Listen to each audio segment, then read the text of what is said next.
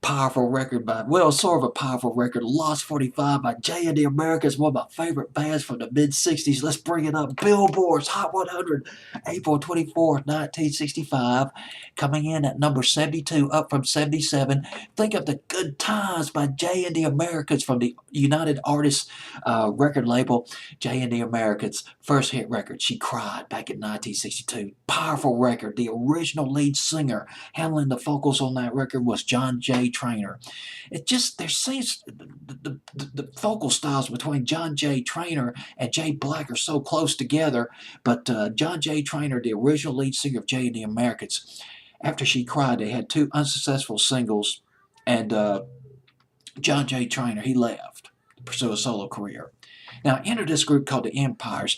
The Empires had a side that came out. It wasn't a hit. It was called Time and Place. That was the A side. And they had the B side was called Punch Your Nose. You're thinking that's an unlikely hit. Well, you're probably right, Punch Your Nose. But then remember, Johnny Crawford did a song. Remember the song by Johnny Crawford, Your Nose is Gonna Grow, back in 1962. And there was a song by Bobby Fee that came out in 1960. It's called Staying In, I believe, when a bully or student came up to him and punched him in the nose. So that nose punching, not that unusual back in the early 60s. But anyway, the guitarist with the Empires, Marty Sanders, joined Jay and the Americans. And guess who he brought into the group? The lead singer of the Empires, the legendary Jay Black. Jay Black just killed it. God, he's fantastic. One of the most underrated vocalists of the 60s. Along with Gene Pitney. This guy had his vocal cords made out of gold. Stainless steel, or just stainless gold. And the first hit record with Jay Black on lead vocals was Only in America, a song that was intended for the Drifters, but was a moderate-sized hit for Jay and the Americans in 1963, and then come a little bit closer.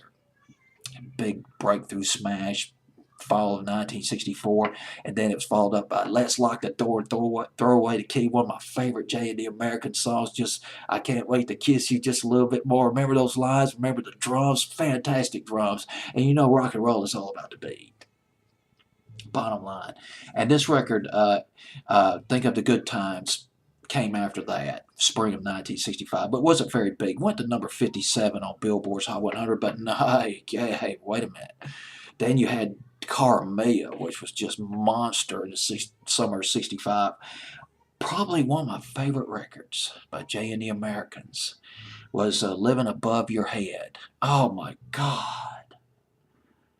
I could just hear Jay Black just roar right into that record. Just starting that record. Like Rob Grill of the Grassroots when he sang Let's Live for Today. That just that fantastic voice that just stands on its own.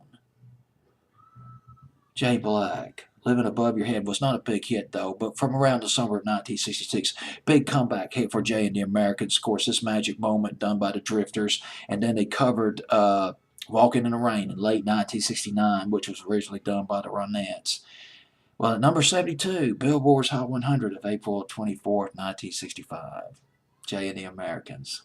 Think of the good times.